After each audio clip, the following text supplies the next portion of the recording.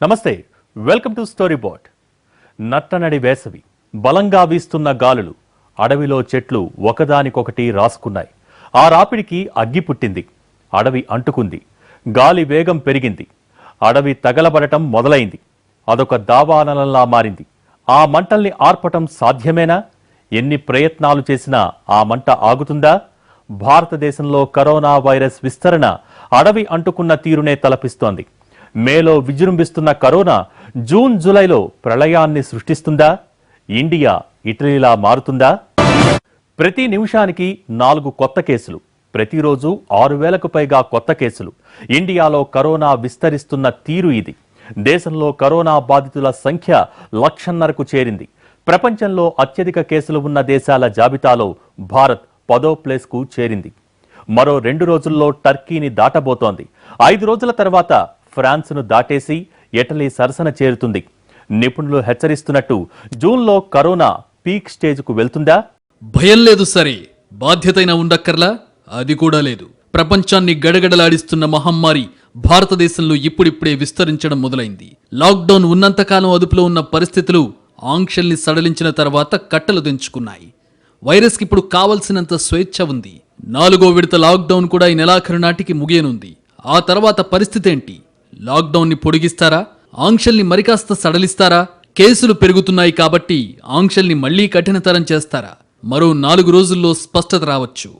జనవరి 30న మన దేశంలో మొదటి కరోనా కేసు కేరళలో రిజిస్టర్ అయింది. ప్రపంచ ఆరోగ్య సంస్థ మార్చి 11న కరోనాను మహమ్మారిగా ప్రకటించింది. కేంద్ర ప్రభుత్వం మార్చి 25న దేశవ్యాప్తంగా లాక్డౌన్ అమల్లోకి తీసుకొచ్చింది. ఆ రోజుకి మన దేశంలో ఉన్న కేసుల సంఖ్య 500 లోపే. ప్రాథమిక దశలోని వైరస్ను అదుపు చేసే అద్భుత అవకాశం మర్కజ్ రూపంలో జారిపోయింది. మర్కజ్ లింకులు దేశమంతటా విస్తరించడంతో వైరస్ 2వ దశలో విస్తరించడం మొదలైంది. ఏప్రిల్ 20న లాక్డౌన్ ఆంక్షలు సడలించడం మొదలైన తర్వాత కేసుల సంఖ్య వేగంగా పెరుగుతూ వచ్చింది. 4వ విడత లాక్డౌన్ పొడిగించడానికి ముందు కేంద్ర ప్రభుత్వమే మద్యం షాపులకు అనుమతులు ఇవ్వడం, వలస కూలీల్ని స్వగ్రామాలకు చేర్చే ప్రక్రియ చేపట్టడం, విదేశాల్లో ఉన్న భారతీయుల్ని స్వదేశానికి తీసుకురావడం, టెస్టుల సంఖ్య పెరగడంతో కేసులు కూడా పెరుగుతున్నాయి. వారం రోజుల నుంచి ప్రతిరోజు 6,000కు పైగా చొప్పున కొత్త కేసులు నమోదవుతున్నాయి.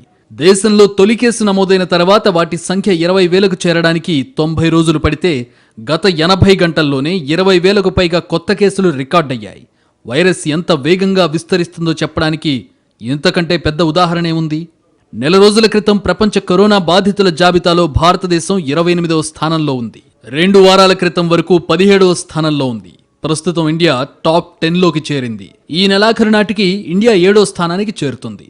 నెలాఖరు కల్లా కేసుల విషయంలో ఇటలీ తర్వాత వచ్చి కూర్చుంటుంది. మే నెలాఖరుకే ఇటలీ సరసన చేరుతున్న భారత్ జూన్ జూలైలో వైరస్ విస్తరించడం మొదలైతే ఎక్కడ ఆగుతుందో చెప్పడం కూడా కష్టమే. రానున్న 60 రోజుల్లో భారత్ అమెరికా పక్కనే ఉన్నా లేక అమెరికాను అధిగమించి అగ్రస్థానానికి చేరినా ఆశ్చర్యపోవాల్సిందేమీ లేదు. కేసుల పరంగా 10వ స్థానంలో ఉన్న రోజువారీ కొత్త కేసుల విషయంలో ప్రపంచంలోనే 3వ స్థానంలో ఉంది. అమెరికా, బ్రెజిల్ తర్వాత రోజువారీ కొత్త కేసులు అత్యధికంగా నమోదవుతోంది మన దేశంలోనే. కేసులు వేగంగా పెరుగుతున్న దేశాల్లో భారత్ 7వ స్థానంలో ఉంది. వైన్ షాపుల్ని తెరవడం, వలస కూలీల తరలింపు, ప్రజా రవాణా ప్రారంభం వల్ల దేశంలో గతంలో వైరస్ లేని ప్రాంతాల్లోనూ వైరస్ కేసులు కనిపిస్తున్నాయి. చాలా రాష్ట్రాల్లో, గ్రామాల్లోనూ కరోనా వ్యాపిస్తోంది. పరిస్థితి ఇలాగే కొనసాగితే జూన్ చివరి నాటికి మన దేశంలో 20 లక్షలకు పైగా కేసులుంటాయని అంచనా. దేశంలో వరుసగా 6వ రోజు 6,000కు పైగా కరోనా కేసులు నమోదయ్యాయి. గత 24 గంటల్లో దేశవ్యాప్తంగా 6,535 పాజిటివ్ కేసులు నమోదవగా 146 మంది మరణించారు. దీంతో దేశంలో కరోనా కేసుల సంఖ్య 145,380కి పెరిగింది. ఇందులో 80,722 కేసులు యాక్టివ్గా ఉండగా 60,490 మంది కోలుకున్నారు. కరోనాతో దేశంలో ఇప్పటి వరకు 4,167 మంది బాధితులు మరణించారు. దేశంలో 52,667 కరోనా కేసులతో మహారాష్ట్ర మొదటి స్థానంలో ఉంది. ఆ తర్వాతి స్థానంలో ఉన్న తమిళనాడులో 17,082 కేసులున్నాయి. మహారాష్ట్ర, తమిళనాడు తర్వాతి స్థానాల్లో గుజరాత్, ఢిల్లీ, రాజస్థాన్ ఉన్నాయి. దేశంలోని 11 రాష్ట్రాల్లోనే 84% కేసులున్నాయి. గత 24 గంటల్లో ప్రపంచవ్యాప్తంగా 106,000 కొత్త కరోనా పాజిటివ్ కేసులు వెలుగులోకొచ్చాయి. ఇప్పటి వరకు ఒకే రోజు నమోదైన అత్యధిక కరోనా కేసుల్లో ఇదే ఎక్కువ. ప్రపంచవ్యాప్తంగా 24 గంటల్లో వెలుగులోకొచ్చిన కొత్త కేసుల్లో 3/2 వంతులు 4 దేశాల్లోనే నమోదయ్యాయి. ఈ 4 దేశాల్లో భారత్ కూడా ఉంది. మిగతావి అమెరికా, రష్యా, బ్రెజిల్. ఈ పరిస్థితి చూస్తుంటే అర్థం కావడం లేదా మన దేశంలో దావానలం మొదలైందని? ఆర్థికంగా ఎదురవుతున్న కష్టాల్ని తట్టుకునేందుకు ప్రభుత్వాలు లాక్డౌన్ని భరించేందుకు ఎంతమాత్రం సిద్ధంగా లేవు. కేసులు పెరుగుతున్న తరుణంలో ఆంక్షల్ని ఎత్తివేయడం అంటే ప్రజల్ని పులి బోనులోకి పంపించడం లాంటిది. ఎండలు వస్తే వైరస్ తగ్గిపోతుందన్నారు. భారతీయులకు వ్యాధి నిరోధక శక్తి ఎక్కువ ఉందన్నారు. మన ఆహారపు అలవాట్లు రక్షిస్తాయన్నారు. భారతీయులకు బీసీజీ వ్యాక్సిన్లు వేశారని, వారికి వైరస్ ముప్పు తక్కువని చెప్పారు. ఇవే కాకుండా ఇంకా రకరకాలుగా ప్రచారం చేశారు. అంతా వట్టిదే, అంతా హంబక్. తాళం వేసుకుని ఇంట్లో ఉన్నంతసేపు మనం సేఫ్. వన్స్ తాళం తీసి అడుగు బయటకు పెట్టామా రిస్క్ జోన్లోకి ఎంటర్ అయినట్లే. నాకేం కాదులేని ఎవరైనా అనుకున్నారంటే అంతకంటే అమాయక చక్రవర్తి ఎవరూ ఉండరు. రోజులు గడిచే కొద్దీ పాలకులు చేతులెత్తేస్తున్నారు. ఇప్పుడిక మనల్ని కాపాడడానికి ఎవరూ రారు. మనల్ని మనమే కాపాడుకోవాలి. సాధారణంగా ఏటా ఆలస్యంగా వచ్చే ఋతుపవనాలు ఈసారి 4 రోజుల ముందే వస్తున్నాయి. ఇప్పటికే లక్షద్వీప్ని తాకాయి. ఈసారి సాధారణ వర్షపాతానికి డోకా లేదంటోంది వాతావరణ శాఖ.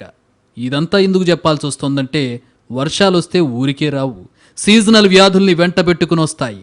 వర్షాకాలంలో దగ్గు, జలుబు, జ్వరం, డెంగీ, మలేరియా లాంటి అంటువ్యాధులు విస్తరించడం మన దేశంలో కామన్ ఫెనామినా. దేశంలోని ప్రధాన నగరాలు, పట్టణాల్లో ఉండే మురికివాడలు, బస్తీల్లో అంటువ్యాధులతో ఏటా వేల మంది చనిపోతున్నారు. సీజనల్ వ్యాధులకు కరోనా తోడైతే ఇంకేమైనా ఉందా? చాలామందికి ఇష్టం ఉండకపోవచ్చు, కొంతమందికి నచ్చకపోవచ్చు. ఎవరికి నచ్చినా నచ్చకపోయినా నిజమే. మన దేశంలో టెస్టుల సంఖ్య చాలా తక్కువ. వైరస్ సోకిన వారిని మాత్రమే మనం ఆసుపత్రికి తీసుకెళ్తున్నాం. అంతేగాని వైరస్ ఎవరికుందో తెలుసుకోవడానికి పరీక్షలు చేయడం లేదు. వైరస్ సోకిన వ్యక్తిని గుర్తించేలోగా అతడు లేదా ఆమె ద్వారా మరికొంతమందికి వ్యాధి సోకుతోంది. వైరస్ సోకిన వారిలో చాలా మందిలో లక్షణాలు బయటపడడం లేదు.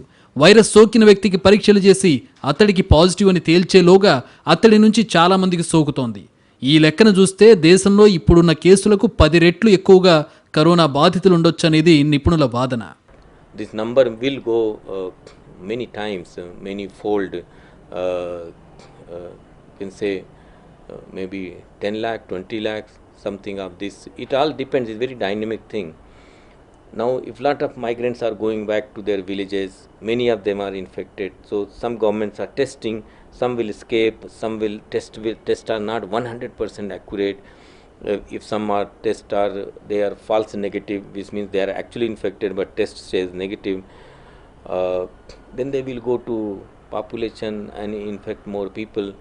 So unfortunately, lots of movement has happened because of the lockdown and economic situation. And this, my fear is this may lead to a sudden explosion of cases beyond the cities, which is not very good thing to imagine. ఇప్పుడే ఉంది, June జూలైలో మోత మోగుతుంది, అసలు cinema ముందుంది అంటున్నారు నిపుణులు. June జూలైలో భారతదేశంలో కరోనా కేసులు లక్షల్లోకి చేరుతాయని ఎయిమ్స్ డైరెక్టర్ రణదీప్ గులేరియా గతంలో హెచ్చరించారు. ఇండియా మరో ఇటలీలా మారుతుందని, ఇటలీని కూడా దాటిపోతుందని, కరోనా వల్ల తీవ్రంగా నష్టపోయిన దేశాల జాబితాలో భారత్ మొదటి స్థానంలో ఉంటుందనే వార్నింగులు కూడా ఉన్నాయి. కేసులు పెరిగితే ఇప్పుడు మన దేశంలో ఉన్న వైద్య సౌకర్యాలు ఏ మూలకు సరిపోవు. గ్రామాలు, ఏజెన్సీ ప్రాంతాలు, నగరాల్లోని మురికివాడలు, బస్తీలకు వైరస్ చేరితే ఆ నష్టాన్ని అంచనా వేయడం అసాధ్యం. Indians non serious. ఏదైతే వద్దంటామో అదే చేస్తారు. చట్టాల్ని ఉల్లంఘించడం అంటే మనకు తెగ సరదా. 42 రోజులు సీరియస్గా లాక్డౌన్ అమలు చేసిన తర్వాత వైన్ షాపులు ఓపెన్ చేయగానే మందు కోసం క్యూలలో నిలబడి కొట్టుకున్నారు. వైరస్ను కట్టడి చేయడంలో మనకున్న నిబద్ధత ఏపాటితో చెప్పడానికి ఇది ఒక ఉదాహరణ. ప్రజలు బాధ్యతారహితంగా ప్రవర్తిస్తే వైరస్ విస్తరించడం చాలా తేలిక. దేశంలో 30% మంది భయంకరమైన దారిద్ర్యంలో బతుకుతున్నారు.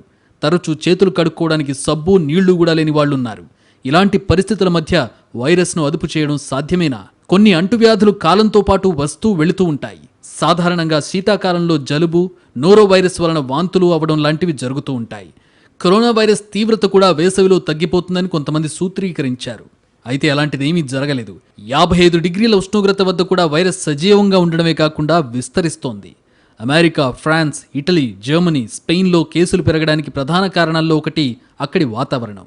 వాతావరణం చల్లగా ఉన్నప్పుడు వైరస్ వేగంగా వ్యాపిస్తుందని ఇప్పటికే నిరూపణ అయింది. అంటే మన దేశంలో వర్షాకాలం ప్రారంభమైతే కేసుల వేగం కూడా పెరుగుతుంది. వాతావరణం రోగనిరోధక శక్తిపై ప్రభావం చూపిస్తుంది. శీతాకాలంలో రోగనిరోధక వ్యవస్థ బలహీనంగా ఉంటుందని కొన్ని అధ్యయనాలు చెబుతున్నాయి. ఇన్ఫెక్షన్స్ నుంచి రక్షించే కణజాలం శీతాకాలంలో శరీరంలో ఎక్కువగా తయారవుతాయని మరికొన్ని అధ్యయనాలు అంటున్నాయి. వాతావరణంలో ఉన్న తేమ శాతం వలన రోగాల బారిన పడే అవకాశం ఉందని నిరూపితమైంది. ఊపిరితిత్తుల్లో రక్షణ కవచంగా సహజంగా ఉండే జిగురు లాంటి పదార్థ శాతం తగ్గిపోయినప్పుడు ఇన్ఫెక్షన్ల బారిన పడేందుకు ఎక్కువ అవకాశం ఉంది. ఏ విధంగా చూసినా జూన్ జూలైలు భారత్కు అత్యంత ప్రమాదకరమైన నెలలుగా మారనున్నాయి. లాక్డౌన్ ప్రకటించిన తొలినాళ్లలో ప్రజల్లో కనిపించిన సీరియస్నెస్ ఇప్పుడు లేదు. కేసుల సంఖ్య వందల్లో ఉన్నప్పుడు భయంతో ఇళ్లకే పరిమితమైన ప్రజలు బాధితుల సంఖ్య లక్షల్లోకి చేరాక మాత్రం పెద్దగా పట్టించుకోవట్లేదు. పాలకుల ప్రకటనలు కావచ్చు, కోలుకుంటున్న బాధితులు కావచ్చు, ప్రజలు కొంత రిలాక్స్డ్గా ఉన్నారు. ఆంక్షలు సడలించేటప్పుడు ప్రభుత్వం పెట్టిన నిబంధనలు పాటించడం లేదు. భౌతిక దూరం, మాస్కులు ధరించడం, రోడ్ల మీద ఉమ్మొద్దనే ఆంక్షలు చాలా చోట్ల అమలు కావడం లేదు. ప్రజా రవాణాను కూడా అనుమతించడంతో కేసుల సంఖ్య పెరుగుతోంది. ప్రపంచంలో వైద్య రంగానికి అతి తక్కువ నిధుల్ని కేటాయిస్తున్న దేశాల్లో భారత్ కూడా ఒకటి. మన జీడీపీలో 1.5% మాత్రమే వైద్య రంగానికి కేటాయిస్తోంది ప్రభుత్వం. దేశంలో ప్రస్తుతం కరోనా బాధితుల కోసం 5 లక్షల బెడ్లు సిద్ధంగా ఉన్నాయని ప్రభుత్వం చెబుతోంది. బాధితుల సంఖ్య 5 లక్షలు దాటితే మరో 1,00,000 చేరడానికి 10 రోజులు పడుతుందనుకున్నా 10 రోజుల్లో 1,00,000 బెడ్లు, వాటికి తగ్గట్లుగా సిబ్బంది, వెంటిలేటర్లు, ఐసీయూ యూనిట్లను రెడీ చేయడం అసాధ్యం. అంటే అందుబాటులో ఉన్న బెడ్ల కంటే కేసుల సంఖ్య పెరిగే కొద్దీ మరణాల సంఖ్య 90% కూడా చేరుకోవచ్చు. అలాంటి పరిస్థితి వద్దనుకుంటే అనుక్షణం అప్రమత్తంగా ఉండడం అవసరం. ప్రపంచంలో మనుషుల ప్రాణాలకు అత్యధిక విలువిచ్చే దేశాల జాబితాలో అగ్రస్థానంలో ఉంది ఇటలీ. వుహాన్లో వైరస్ బయటపడిన తర్వాత అందరికంటే ముందు అలర్ట్ అయింది కూడా ఇటలీనే. జాగ్రత్తగా ఉండాలని దేశ ప్రజల్ని హెచ్చరించారు ఇటలీ పాలకులు. అయితే ప్రజలు లెక్క చేయలేదు. వైరస్ కేసులు పెరుగుతున్నా అదొక సాధారణ జ్వరం లాంటిదే అనుకున్నారు. ఇష్టం వచ్చినట్టు తిరిగారు, పార్టీలు చేసుకున్నారు. దీంతో కేసుల సంఖ్య పెరిగింది. దీంతో గత్యంతరం లేక దేశాన్ని షట్ డౌన్ చేసింది ఇటలీ ప్రభుత్వం. ఇటలీలో కరోనా వైరస్ మరణ మృదంగం మోగించింది. దేశంలోని కొన్ని ప్రాంతాల్లో ప్రతిరోజు వేల సంఖ్యలో ప్రజలు చనిపోయారు. బాధితులకు సరిపడా వైద్య సౌకర్యాలు లేకపోవడంతో వార్డుల్లో కింద పడుకోబెట్టి వైద్యం చేశారు. ఒక దశలో అయితే దేశానికి ఎవరు ముఖ్యమో నిర్ణయించుకుని మిగతా వారిని నిర్దాక్షిణ్యంగా వదిలేయాల్సిన పరిస్థితి. ఆర్మీ ట్రక్కుల్లో శవాల్ని ఊరి చివరకు తరలించి సామూహిక ఖననాలు చేశారు. ఇటలీలో పరిస్థితులను చూసి ప్రపంచం వణికిపోయింది. ఇటలీ అనుభవం చూసిన తర్వాత ప్రపంచ దేశాలు ఇష్టం లేకున్నా లాక్డౌన్ అమలు చేశాయి. లాక్డౌన్ని లైట్ తీసుకున్న America, Russia, Brazil, Spain, Iran మూల్యం చెల్లిస్తున్నాయి. మన దేశంలోనూ మొదట లాక్డౌన్ సీరియస్గానే అమలు చేసినా ఆర్థికంగా ఉన్న పరిస్థితుల దృష్ట్యా ఆంక్షల్ని దీర్ఘకాలం కొనసాగించే అవకాశం లేదు. ఆంక్షల్ని సడలించడం అంటే వైరస్ వ్యాప్తికి గేట్లు ఎత్తివేసినట్లే. వైరస్ను అదుపు చేస్తూనే ఆంక్షల్ని ఎత్తివేసే వ్యూహం మన దగ్గర ఏదీ లేదు. లాక్డౌన్ విఫలమైంది. ప్లాన్ బి ఏదైనా ఉందా అంటోంది Congress party. That the aim and the purpose of our lockdown has failed. What India is facing now in front of us is the result of a failed lockdown. Now, what we in the Congress party and a lot of people want to understand, and we do not want to do it harshly, aggressively, but we want to understand what the government's view is going forward. We want to understand what is their strategy. It is pretty clear that 4 stages of lockdown have not produced the result that the Prime Minister expected. Prime Minister and his entire advisory staff, including his top medical people, said that the disease would start to reduce towards the end of May. It's clear that the disease is not reducing, it is increasing. So we, with utmost respect, want to ask the Prime Minister and the government, now that we have a failed lockdown, what is their strategy going forward? What is their strategy as far as opening up India is concerned? కట్టుదిట్టమైన చర్యల ద్వారా corona వైరస్ను అరికట్టిన దేశాలు ఇప్పుడు ఆంక్షల్ని సడలిస్తే virus peak stage చూడాల్సి వస్తుందని ప్రపంచ ఆరోగ్య సంస్థ హెచ్చరిస్తోంది. ప్రపంచం ఇంకా వైరస్ మొదటి దశకు మధ్యలోనే ఉందనేది సంస్థ సూత్రీకరణ. కొన్ని దేశాల్లో కేసుల సంఖ్య తగ్గుతున్నా దక్షిణాసియా, ఆఫ్రికా, దక్షిణ అమెరికాల్లో తీవ్రత అధికంగా ఉంది. అంటువ్యాధులు దశల వారీగా దాడి చేస్తాయి. మొదటి దశ తీవ్రత కొద్దిగా తగ్గిన దేశాల్లో మళ్లీ దాని ప్రభావం కనిపిస్తోంది. భారత్లో కరోనా టెస్టులు 30 లక్షలు దాటాయి. దేశంలో తొలి కేసు నమోదైన జనవరి 30 నుంచి చూస్తే 30 లక్షల పరీక్షలకు 117 రోజులు పట్టింది. ఇందులో 90,000 పరీక్షలను చివరి 24 గంటల వ్యవధిలో నిర్వహించారు. 10 లక్షల పరీక్షలకు 95 రోజులు పడితే తర్వాత 22 రోజుల్లోనే 20 లక్షలు పూర్తయ్యాయి. ప్రస్తుతం మన దేశంలో రోజుకి 1,00,000కు పైగా టెస్టులు చేసే సామర్థ్యం ఉంది. మాస్కులు, పీపీఈ కిట్లు, శానిటైజర్లు, వెంటిలేటర్ల ఉత్పత్తి పెరిగింది. అయితే భవిష్యత్ అవసరాల దృష్ట్యా ఇవి ఏ మూలకు సరిపోవు. పరిస్థితులు చేయి దాటిపోతే మరోసారి లాక్డౌన్ విధించడం ఒక్కటే మార్గం. ప్రపంచ దేశాలతో పోలిస్తే మన దేశంలో కోలుకుంటున్న వారి సంఖ్య ఆశాజనకంగా ఉంది. అంతేకాకుండా మరణాల రేటు కూడా తక్కువగా ఉంది. కరోనా మరణాల ప్రపంచ సగటు 6.3%తో పోల్చుకుంటే భారత్లో మరణాల రేటు 2.9% మాత్రమే. అంటే సగానికంటే తక్కువ. ప్రపంచవ్యాప్త మరణాల జాబితాలో మన దేశం 15వ స్థానంలో ఉంది. ప్రస్తుతం యాక్టివ్ కేసుల సంఖ్య తక్కువగా ఉండడం, బాధితులకు మెరుగైన వైద్యం అందించే అవకాశం ఉండడం వల్లనే మనం సేఫ్ జోన్లో ఉన్నాం. కేసులు పెరిగితే వైద్య వ్యవస్థపై ఒత్తిడి పెరుగుతుంది. అప్పుడు అందరికీ మెరుగైన వైద్యం అనే మాట అటుంచితే అసలు వైద్యం అందించడం కూడా సాధ్యం కాకపోవచ్చు. గతంలో ప్రపంచాన్ని గడగడలాడించిన ప్రమాదకరమైన వైరస్లకు వ్యాక్సిన్లు రాలేదు. వాటంతట అవే తగ్గిపోయాయి. అయితే కరోనా విషయంలో అలాంటి పరిస్థితి కనిపించడం లేదు. ఒకవేళ కరోనా అలా పోయినా అది పోవడానికి మరో 1-2 ఏళ్లు పట్టొచ్చు. అలా కాకుంటే ఎప్పటికీ పోకుండా వ్యాక్సిన్ వచ్చే వరకు విస్తరిస్తూ ఉండొచ్చు. వ్యాక్సిన్ వస్తే సరే, రాకుంటే పరిస్థితి ఏంటి? వ్యాక్సిన్ రాకపోయినా ప్రజలు వైరస్ను ఎదుర్కొంటూనే బతకాల్సిన పరిస్థితికి అలవాటు పడాలి. అభివృద్ధి చెందిన దేశాలు, జనాభా తక్కువ ఉన్న దేశాలు, విద్యావంతులు ఎక్కువగా ఉన్న దేశాల్లో ఇబ్బంది లేదు. కానీ జనసాంద్రత, పేదరికం, నిరక్షరాస్యత ఎక్కువగా ఉన్న భారత్లో వైరస్తో కలిసి జీవించడం సాధ్యమయ్యే పనేనా? వ్యాక్సిన్ అందుబాటులోకి రాకపోతే మన జీవన విధానం మునుపటిలా ఉండే అవకాశమే లేదు. పరీక్షలు, క్వారంటైన్లు, ఐసోలేషన్లు మన జీవితంలో భాగమైపోతాయి. చికిత్స ఉన్నా ఏటా ఎక్కడో ఒక చోట కరోనా వైరస్ బుస కొడుతూనే ఉండొచ్చు. ప్రజలు, సమాజం కూడా వైరస్ నుంచి తప్పించుకుంటూ జీవనం కొనసాగించే విధంగా సిద్ధపడాల్సిందే. మాస్కులు, శానిటైజర్లు, భౌతిక దూరం లాంటివి జీవితంలో భాగం కావచ్చు. వాటికి కూడా అలవాటు పడాలి. ప్రభుత్వ నిబంధనల్ని యథేచ్ఛగా ఉల్లంఘించడం అలవాటైన వారికి ఇలాంటివి చాలా కష్టం. నిబంధనలు పాటించినా వైరస్ సోకదనే గ్యారంటీ ఏమీ లేదు. 135 కోట్ల మందిని ఇళ్లకే పరిమితం చేసి ప్రపంచంలోని అతిపెద్దదైన సుదీర్ఘమైన లాక్డౌన్ అమలు చేస్తోంది భారతదేశం. లాక్డౌన్ సమయంలోనే కేసుల్ని అదుపు చేయాల్సి ఉన్నా దారుణంగా విఫలమైంది. హడావుడి నిర్ణయాలతో ఈనగాచి నక్కల పాలైనట్లు తయారైంది పరిస్థితి. లాక్డౌన్ వల్ల కేసులు అదుపు చేయలేకపోగా ఆర్థికంగానూ తీవ్రంగా నష్టపోయాం. ఇప్పుడు కేసులు పెరుగుతున్న సమయంలో ప్రజల ప్రాణాల్ని నడి బజార్లో నిలబెట్టారు పాలకులు. ఇప్పుడిక ప్రజలే ప్రజల్ని కాపాడుకోవాల్సిన పరిస్థితి. రానున్న 2 నెలలు అప్రమత్తంగా లేకపోతే ఆ తర్వాత చింతించినా ప్రయోజనం ఉండకపోవచ్చు. ఒక సమాజ జీవనగతిలో 60 రోజులు అత్యంత కీలకంగా మారడం బహుశా ఇదే తొలిసారి కావచ్చు.